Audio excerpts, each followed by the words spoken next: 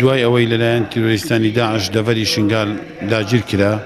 ساڵێک بەر لە ئێستا لە سەدەستی هێزی پێشمەرگی کوردستان دەڤەری شنگال ئازاد کرایەوە بۆیە بۆ پێی کە